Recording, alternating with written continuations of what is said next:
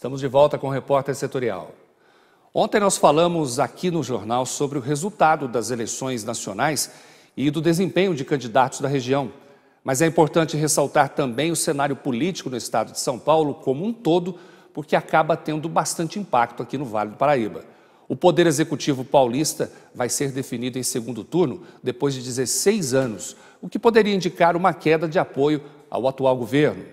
Mas, na prática, a disputa é entre dois candidatos que representam continuidade. João Dória Júnior, que é do PSDB de Geraldo Alckmin, e Márcio França, do PSB, vice do Alckmin. Depois de 16 anos, a eleição para governador no estado de São Paulo vai voltar a ser decidida no segundo turno. O ex-prefeito de São Paulo, João Dória, do PSDB, vai disputar o cargo com Márcio França, do PSB. No primeiro turno, Dória obteve 31,77% dos votos válidos, que correspondem a 6.431.000 eleitores. Já o atual governador do estado, que assumiu a posição após Geraldo Alckmin se afastar para disputar a presidência, teve pouco mais de 4.358.000 votos. A disputa para o segundo turno foi acirrada entre Márcio França e Paulo Scaff, do MDB. Nas pesquisas de intenção de voto, o medebista chegou a aparecer em empate técnico com João Dória, mas na reta final, França conseguiu conquistar mais eleitores. A diferença entre França e Scaff foi de 89.133 votos. O candidato do PSB conseguiu 21,53% dos votos válidos. E os eleitores paulistas também votaram na formação da Assembleia Legislativa do Estado de São Paulo, que teve renovação. A Assembleia Legislativa vai ter uma minoria de veteranos a partir do ano que vem. A renovação na casa chega a 55% do total de 94 deputados. 42 deles conseguiram a reeleição e 52 são novos integrantes. O principal motivo é o fenômeno PSL. O partido de Jair Bolsonaro não tinha nenhum representante na Lesp no último mandato, mas vai passar a ter 15 deputados, se tornando a maioria, o que inclui a deputada com o recorde de votação na história, a Janaína Pascoal, com mais de 2 milhões de votos. O PT fica com a segunda maior bancada, mesmo tendo queda de cadeiras. E o PSDB, que tinha o maior grupo nos últimos 24 anos, perdeu força. Só continua com a maior bancada porque se soma a partir dos coligados. Veja como fica a distribuição em material da TV Alesp. O PSL foi o partido que mais cresceu e tem a maior bancada. Não tinha nenhuma cadeira e tem agora 15. O PT tinha 14 e foi para 10 cadeiras. PSDB tinha 19, tem agora 8. O PSB tinha 11 e também tem 8 agora. O Democratas tinha 6, ganhou uma e tem 7. O PRB tinha 5, agora tem 6 cadeiras. O PR passou de 3 para 6. O PSOL tinha 3 e agora tem 4 cadeiras. O Podemos tinha 1, agora tem 4. O Novo não tinha nenhuma e agora tem 4. O MDB tinha 4 e perdeu 1. O PSD de 4 foi para 2 cadeiras. O PPS de 4 também foi para 2. O PTB perdeu 1, de 3 foi para 2. O PV de 6 foi para 1 cadeira. O Solidariedade não tinha cadeira, agora tem 1. O PCdoB tinha 2 cadeiras, agora tem 1. O PHS de 0 foi para 1. O PDT também não tinha cadeira e agora tem 1. O PROS tinha 1 cadeira e a manteve, assim como o Avante. A Rede não tinha cadeiras e passou a ter 1. Chegou a hora da gente conferir as oportunidades de emprego oferecidas pelo Posto de Atendimento ao Trabalhador. E hoje as ofertas são do PAT de Pindamonhangaba. Confira.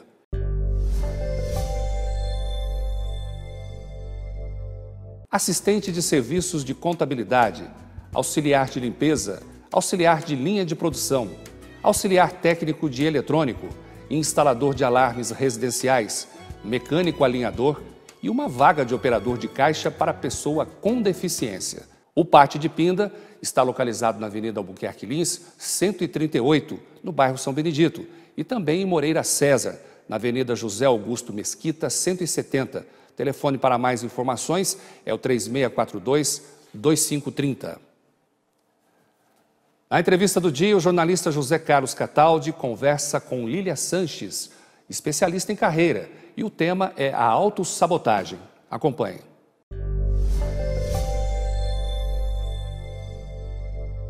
Hoje nós vamos tratar aqui de autossabotagem. É um tema que muita gente ainda não tinha reunido num assunto só, mas que tem tudo a ver com alguma coisa que a gente sofre, algum agravo, alguma situação mais difícil, que faz a gente às vezes até adiar uma atitude, ficar protelando, se autodefendendo, penso eu. Nós trouxemos aqui Lília Sanches, ela é especialista em carreiras, e vai falar com a gente sobre isso. Falei alguma heresia ou estou dentro do tema? Está super dentro do tema. Muito obrigada por estar aqui novamente. Espero poder compartilhar aí com vocês um pouquinho desse assunto. O que é, então? Vamos definir agora do ponto de vista profissional. Você que é a dona da matéria, dizer para a gente aqui o que é essa autossabotagem. Vamos lá. Primeiro deixa claro, porque às vezes a gente acha que aquele nosso amigo está se autossabotando, mas todos nós nos sabotamos, só muda um pouquinho ali a proporção. Tem gente que se sabota mais, gente que se sabota menos. É até uma autodefesa também, né? O camarada, né? Ficar na defensiva ali.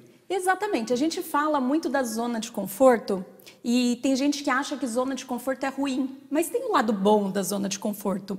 Muitas vezes a gente fica na zona de conforto para nos proteger. Nosso cérebro ele padroniza ações, padroniza decisões. E quando está confortável, está quentinho, está gostoso, nosso cérebro fala, fica aí mesmo, não faz mais do que isso. Não vamos a um novo desafio. Exatamente. E é uma das horas que a gente se sabota. Mas tem vários aspectos ligados a essa autossabotagem. Uma é essa, do nosso cérebro nos proteger e querer manter a gente num lugar conhecido, confiável, que está ligado à questão da segurança, de se você se manter num lugar seguro, você se manter num lugar conhecido. Mas tem também a questão das pessoas que procrastinam.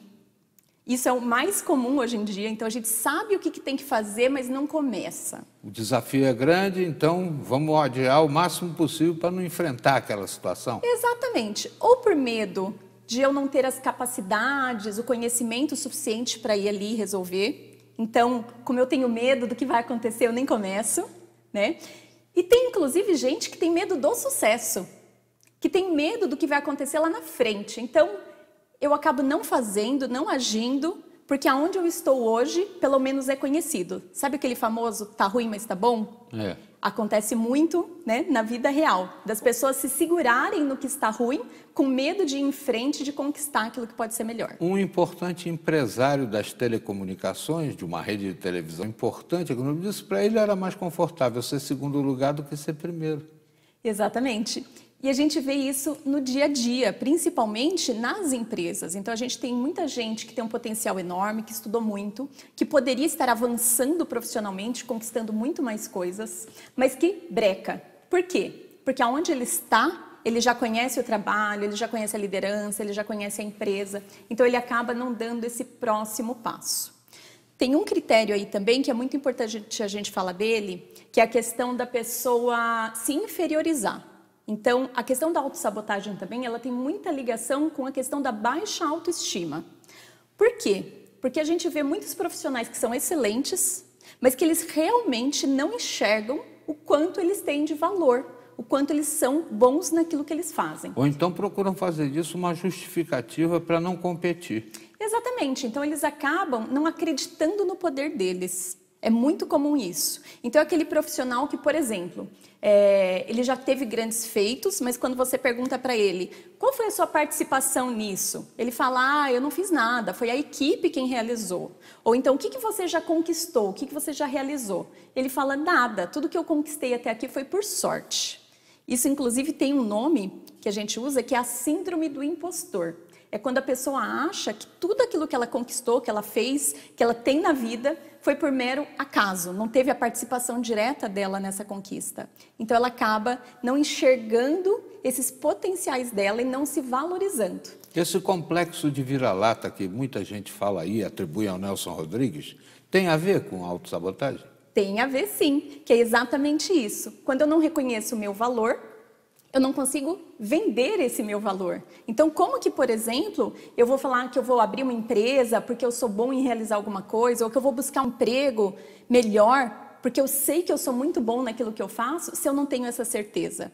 Então eu fico na dúvida, né? E me mantenho naquela posição inferior. Deixo de conquistar novas coisas, deixo de ter conquistas pessoais, por conta que eu não confio na minha capacidade. E aqui tem uma questão que é muito importante a gente falar, que é a questão de como o nosso cérebro entende isso. Nada disso é racional, em geral emoções. Sabe aquela imagem que todo mundo já associou alguma vez, como se a gente tivesse ali um anjinho e um diabinho falando com a gente? Ah, sim. É exatamente esse crítico interno. Então, todos nós temos, são as nossas emoções que ficam ali do nosso lado falando, vai dar errado, né? Você até tem vontade de fazer alguma coisa, às vezes você vê algo novo e fala assim, vou tentar isso, daí vem essa vozinha aqui do lado e fala assim, vai dar errado. Nem tenta, que isso não é para você, você não tem capacidade para isso. E o que acontece quando a gente ouve só essa voz? A gente realmente não vai adiante, a gente não evolui. Loucura, né? Agora, eu queria voltar àquela história que eu falei do início, daquele humorista que tinha na televisão, que depois que acontecia a coisa, meia hora depois ele, se eu tivesse feito. Exato. Tem a ver? Tudo a ver. Muitas vezes, com a autossabotagem, a gente não tem essa confiança de se expor. E daí o que acontece? A pessoa fica pensando muito, né, ao invés de agir. E esse excesso do pensar, até buscar uma situação bem confortável, mais confiante, mais segura para agir, perde o timing das coisas. Então acaba perdendo o momento de se expor, o momento de falar, o momento de ganhar uma promoção. Então às vezes aparece uma oportunidade, a pessoa não tem a coragem naquela hora de falar, ela precisa ter muito embasamento, ela precisa construir mentalmente muitas questões antes de se expor, e com isso ela perde o timing. Quer dizer que eu posso ter medo de errar para quem está vendo a gente lá do outro lado? Não tenha medo do seu pensamento? Não tenha medo. Mas vou te pedir para a gente avançar no tema, na volta da entrevista. Claro. Ela está aqui com a gente hoje, Lília Sanches, né, que é uma especialista em carreira, falando sobre autossabotagem. Nós voltamos já, não saia daí. Não se sabote.